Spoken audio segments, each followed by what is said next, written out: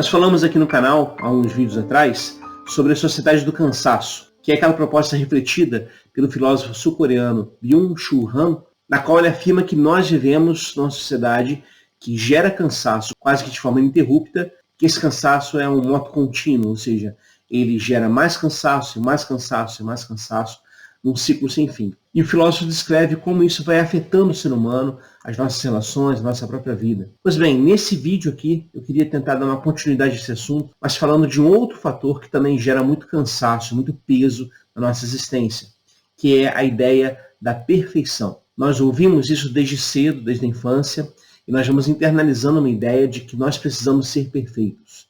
Em tudo que fazemos, precisamos agir com perfeição. E nesse sentido, qualquer coisa que venha às nossas mãos para ser feita, qualquer exigência que o mundo nos ofereça, precisa ser atendida com a total perfeição, sem falhas, e nesse sentido a gente precisa dar conta de tudo, ou seja, não há nenhum tipo de folga, nenhum tipo de pausa, sempre é atendendo a exigências de grupos sociais, de propostas religiosas, da nossa própria consciência, enfim, da nossa própria formação, e isso também vai gerando um cansaço muito grande. E é sobre isso que eu queria falar nesse vídeo aqui de forma muito breve. Mas antes, claro, se você é novo aqui no canal, desejar se inscrever, faça isso, curta o vídeo também se você estiver gostando do vídeo, e compartilhe o conteúdo, isso é muito importante para o nosso crescimento aqui. Chamados à perfeição. Esse é o lema que muitas vezes aparece, inclusive, em dizeres religiosos, sobretudo do cristianismo. Eu vou aqui focar o cristianismo porque é a religião da qual eu faço parte, então, obviamente, é mais fácil criticar a própria casa, porque a gente conhece, né? Como disse C.S. Lewis, eu só conheço as figuras desse hospital porque eu também sou interno nele. Então, por fazer parte do cristianismo, fica mais fácil reconhecer esses problemas que muitas vezes a religião cristã ou certa interpretação do cristianismo gera sobre nós. E uma dessas interpretações muito problemáticas é essa exigência de uma perfeição absoluta. Como disse antes, nós vamos internalizando essa noção e achando que precisamos dar conta de tudo. Isso acontece em todas as áreas. A gente vê isso, por exemplo, na questão da estética feminina. Há uma abordagem que obriga as mulheres, muitas vezes, a tentarem atingir um grau de estética que é inatingível, que é inalcançável. Aliás, sobre esse assunto, deixa eu colocar aqui um trecho de um vídeo muito interessante falando sobre isso. Assista. Sometimes people say to me, "You've been talking about this for 40 years. Have things gotten any better?" And actually, I have to say, really, they've gotten worse. Ads sell more than products. They sell values, they sell images, they sell concepts of love and sexuality, of success, and perhaps most important, of normalcy. To a great extent, they tell us who we are and who we should be.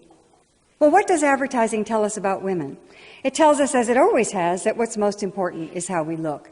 So the first thing the advertisers do is surround us with the image of ideal female beauty. Women learn from a very early age that we must spend enormous amounts of time, energy, and above all, money, striving to achieve this look and feeling ashamed and guilty when we fail. And failure is inevitable because the ideal is based on absolute flawlessness. She never has any lines or wrinkles. She certainly has no scars or blemishes. Indeed, she has no pores. And the most important aspect of this flawlessness is that it cannot be achieved. No one looks like this, including her. And this is the truth. No one looks like this. The supermodel Cindy Crawford once said, "I wish I looked like Cindy Crawford." She doesn't. She couldn't, because this is a look that's been created for years through airbrushing and cosmetics, but these days it's done through the magic of computer retouching. Keira Knightley is given a bigger bust. Jessica Alba is made smaller. Kelly Clarkson, well, this isn't interesting. It says slim down your way, but she, in fact, slimmed down the Photoshop way. You almost never see a photograph of a woman considered beautiful that hasn't been Photoshopped. We all grow up in a culture in which women's bodies are constantly turned into things, into objects. Here she's become the bottle of Michelob. In this ad, she becomes part of a video game. And this is everywhere, in all kinds of advertising. Women's bodies turned into things, into objects. Now, of course, this affects female self-esteem. It also does something even more insidious. It creates a climate in which there's widespread violence against women. I'm not at all saying that an ad like this directly causes violence. It's not that simple. But turning a human being into a thing is almost always the first step toward justifying violence against that person. We see this with racism, We see it with homophobia. We see it with terrorism. It's always the same process. The person is dehumanized and violence then becomes inevitable. And that step is already and constantly taken with women. Women's bodies are dismembered in ads, hacked apart. Just one part of the body is focused upon, which of course is the most dehumanizing thing you could do to someone. Everywhere we look, women's bodies turned into things and often just parts of things. And girls are getting the message these days so young that they need to be impossibly beautiful, hot, sexy, extremely thin, and they also get the message that they're going to fail, that there's no way to really achieve it. Girls tend to feel fine about themselves when they're 8, 9, 10 years old, but they hit adolescence and they hit a wall. And certainly part of this wall is this terrible emphasis on physical perfection. So no wonder we have an epidemic of eating disorders in our country and increasingly throughout the world. I've been talking about this for a very long time, and I keep thinking that the models can't get any thinner, but they do. They get thinner and thinner and thinner. This is Anna Carolina Reston, who died a year ago of anorexia, weighing 88 pounds, and at the time she was still modeling. So the models literally cannot get any thinner. So Photoshop is brought to the rescue. There are exceptions, however. Kate Winslet has been outspoken about her refusal to allow Hollywood to dictate her weight. When British GQ magazine published this photograph of Winslet, which was digitally enhanced to make her look dramatically thinner, she issued a statement that the alterations were made without her consent. And she said, "I don't look like that, and more importantly, I don't desire to look like that. I can tell you that they've reduced the size of my legs by about a third." Bless her heart. So what can we do about all of this? Well, the first step is to become aware, to pay attention, and to recognize that this affects all of us. These are public health problems that I'm talking about. The obsession with thinness is a public health problem. The tyranny of the ideal image of beauty, violence against women. These are all public health problems that affect us all. And public health problems can only be solved by changing the environment. Então perceba que é colocado sobre nós um padrão que nós não podemos atingir.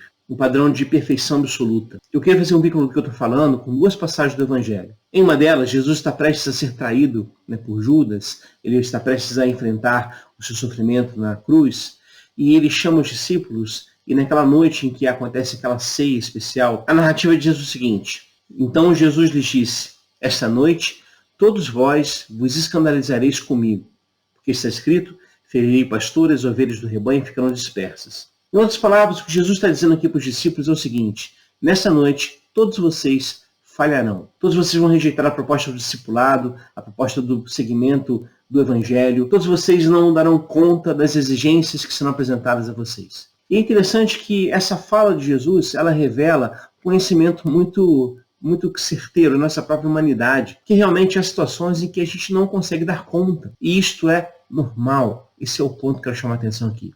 Mas a narrativa continua, os discípulos, quando escutam essas coisas, eles começam a rejeitar um por um, dizendo, não, de forma alguma te abandonarei.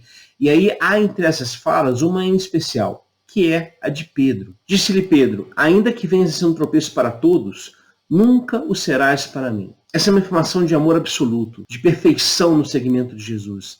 É a afirmação de quem não se entende como alguém capaz de falhar com Jesus. Ou seja, alguém que vai sempre dar o seu melhor. Sempre será perfeito. Mas o próprio Jesus diz a Pedro o seguinte, replicou-lhe Jesus, em verdade te digo que nessa mesma noite, antes que o galo cante, tu me negarás 3 vezes. Disse-lhe Pedro, ainda que me seja necessário morrer contigo, de nenhum modo te negarei. E todos os discípulos disseram o mesmo. Bom, nós conhecemos a história a partir dos evangelhos, a gente sabe que quando Jesus é preso, os discípulos fogem. Pedro, contudo, vai acompanhando Jesus, próximo a ele. Mas quando chega o momento de afirmar a sua fidelidade a Jesus, o seu discipulado, ele rejeita com todas as forças. Diz o texto seguinte, ora, estava Pedro sentado fora no pátio, e aproximando-se uma criada lhe disse, também tu estavas com Jesus o Galileu. Ele, porém, o negou diante de todos, dizendo, não sei o que dizes. E saindo para o alpendre, foi ele visto por outra criada, a qual disse aos que ali estavam, este também estava com Jesus o Nazareno.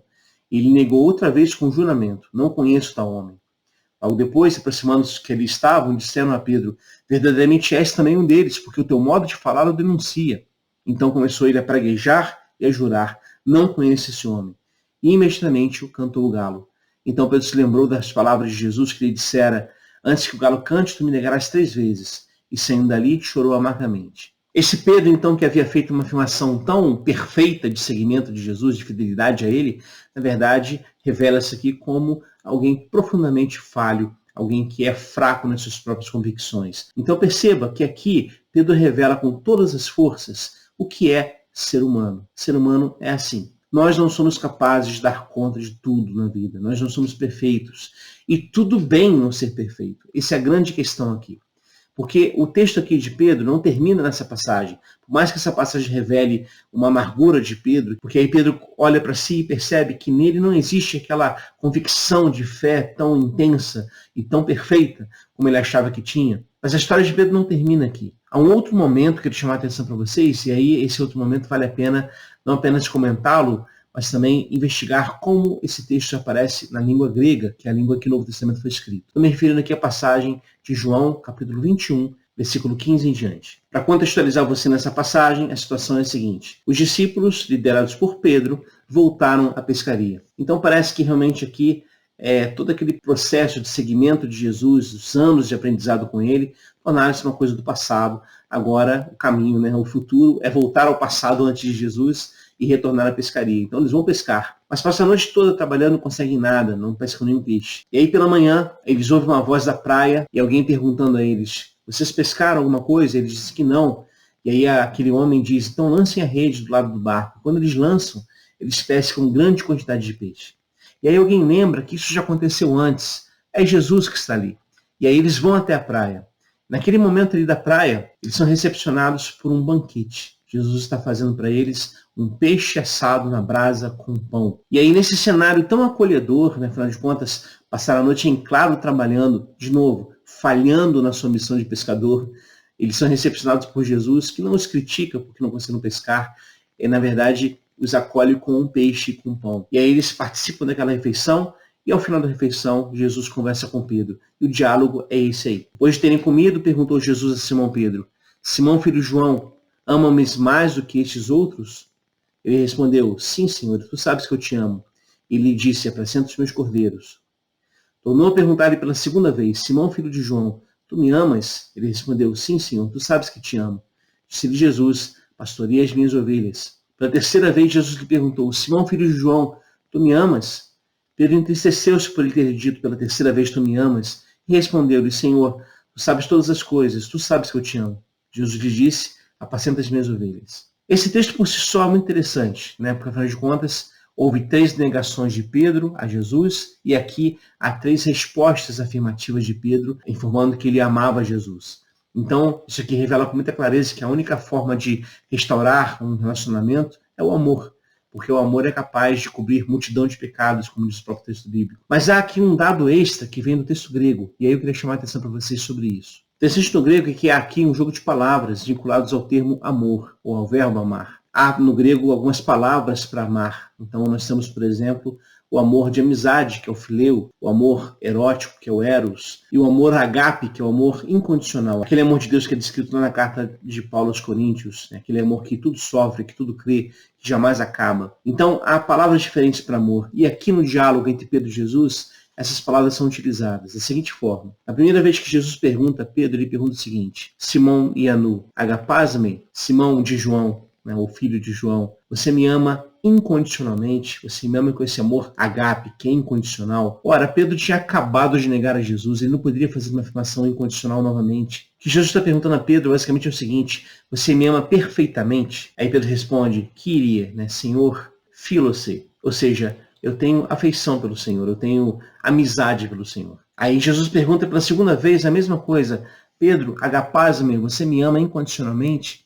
E aí Pedro responde, Senhor, filose, eu sou teu amigo, apenas isso, eu não consigo amar com essa perfeição. E aí na terceira vez, Jesus muda o verbo e usa a seguinte expressão, Pedro, files-me, ou seja, você é meu amigo, você sente afeição por mim? Aí diz o texto que Pedro se entristece, e essa tristeza não é de arrependimento ou de remorso, essa tristeza, na verdade, na minha leitura, é de autoconhecimento, autopercepção. E ele afirma o seguinte, Senhor, tu sabes todas as coisas, incluindo o amor que há no meu coração. Eu tenho amizade pelo Senhor. E o que é interessante é que em todas as vezes que Pedro responde isso a Jesus, ou seja, afirmando que o amor dele por Jesus não é perfeito, é falho, ainda é pequeno, ainda é incipiente. Jesus responde a Pedro o seguinte: olha, apacenta os meus cordeiros, cuida das minhas ovelhas.